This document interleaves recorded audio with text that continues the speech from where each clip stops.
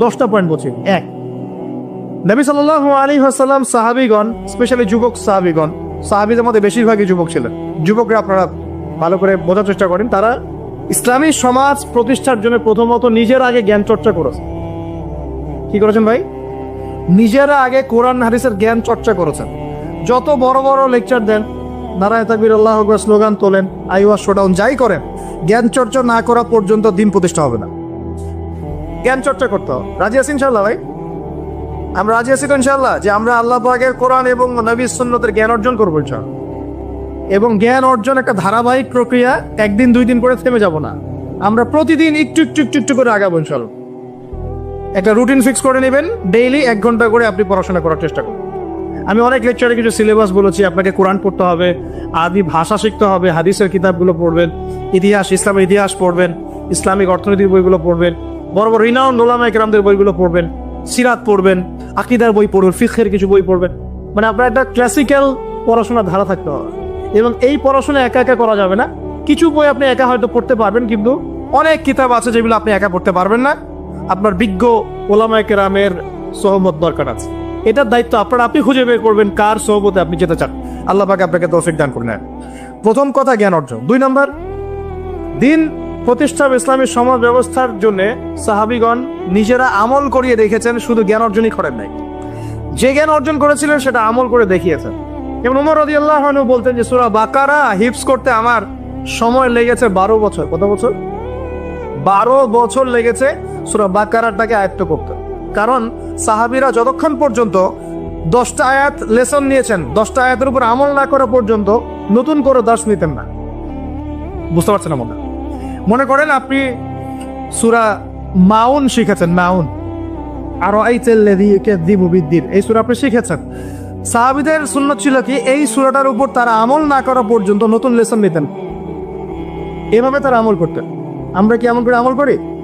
আমরা যত পারি আগে তথ্য ইনস্টল করতে থাকি। আমাদের জ্ঞান চর্চাটা হচ্ছে তথ্য ইনস্টল করার মতো। তথ্য ইনস্টল করাকে জ্ঞান চর্চা বলে না। এটাকে আমরা ওয়েল ট্রেন্ড বলতে পারি, ওয়েল এডুকেটেড বলতে পারি। সার্কাসের সিংহ বাঘ দেখেছেন না? লাঠি চাবুকের ভয়ে অনেক কাজ করে না? অনেক কুকুর দেখা যায় না যে ট্রেনিং প্রাপ্ত, যা কমান্ড করে সে ফলো করে না? এটা ওয়েল ট্রেন্ড বলা যায় এটাকে। এই কিন্তু ওয়েল এডুকেটেড না। আমাদের ক্রিটিক্যাল থিঙ্কার্স দরকার, মানে কোরআন সুন্নাহ পড়বে, আমল করবে এবং এটাকে নিয়ে গবেষণা করার চেষ্টা করবে। মানে আমাদের কোরআন সুন্নাহকে নিয়ে গবেষণার একটা প্রজন্ম দরকার, গবেষক প্রজন্ম, ক্রিটিক্যাল থিঙ্কার্স। আল্লাহ পাক আমাদেরকে এই তৌফিক লাভে ধন্য করুন বলে আমি। 2 নম্বর ইনিশিয়েটিভটা হচ্ছে অবশ্যই জ্ঞান অনুযায়ী আমল করতে হবে যদি ইসলামী সমাজ চাই। আল্লাহ পাক আমাদের সবাইকে তৌফিক দান করুন। সবার আগে আমাকে তৌফিক দান করুন বলি আমি। জ্ঞান অনুযায়ী আমল করার জন্য একটা সুন্নাত ফলো করলেই হবে। একজন ব্যক্তিকে জাস্ট ফলো করতে হবে। জীবনের প্রতিটা কাজ নবী সাল্লাল্লাহু আলাইহি ওয়াসাল্লামের সুন্নাহ মাফিক করলেই আপনি জানা অনুযায়ী আমল করে ফেলবেন ইনশাআল্লাহ। পারা যাবে ইনশাআল্লাহ। আজকে ঘুমানো থেকে শুরু করে দেন, জীবনের প্রতিটা কাজকে ঢেলে সাজান। কাপড় পরা, ঘুমানো, ঘুম থেকে ওঠা, হ্যাঁ, এমনকি বিছানা ঝাড়া, ইস্তেঞ্জা করা, আপনার ব্যবসা বাণিজ্য, শিক্ষা, এভরি সিঙ্গেল সেক্টর ঢেলে সাজানোর চেষ্টা করেন যে নবীর মতো হচ্ছে কি। যদি হয় আলহামদুলিল্লাহ, যদি না হয় তাহলে এখানে আপনার কিছু কাজ করার বাকি আছে। আল্লাহ পাক আমাদের সবাইকে নবী সাল্লাল্লাহু আলাইহি ওয়াসাল্লামের সুন্নাহ মাফিক জীবন গড়ার তৌফিক দান করুন। 3 নম্বর পয়েন্টটা হচ্ছে নবী সাল্লাল্লাহু আলাইহি ওয়াসাল্লাম সাহাবীগণ আদর্শ পরিবার গড়েছিলেন। কি করেছেন ভাই? কারণ পরিবার হচ্ছে একটা সমাজের গঠন একক। আপনি সমাজ নিয়ে কথা বলছেন, তাহলে আগে পরিবার ঠিক করতে হবে বা ঠিক করার চেষ্টা করতে হবে। আমি এটা জানি যে একটা পরিবারের সব সদস্য হয়তো নামাজি নাও হতে পারে। নূহ আলাইহিস সালামের স্ত্রী যখন ঈমান নিয়ে আসে নাই, লূত আলাইহিস সালামের স্ত্রী যখন ঈমান নিয়ে আসে নাই, আদম আলাইহিস সালামের সন্তান কাবিল যখন জাহান্নামে যাচ্ছে, আবার ফিরআউনের ঘর থেকে যেমন আসিয়া জান্নাতে যাচ্ছে, তার মানে পরিবারের সবাই যে একরকম হবে নট নেসেসারি। কিন্তু মানে পরিবারের কর্তা, আপনি পরিবারের guardian, as a guardian of family, আপনাকে আপনার রেসপন্সিবিলিটি তো পালন করতে হবে নাকি? পরিবারে আপনার দায়িত্ব নাই? পর্দা প্রতিষ্ঠা করার দায়িত্ব কার? আপনার স্ত্রী পর্দা করে না, এই দায়িত্ব কার? এই জিম্মাদারি কার?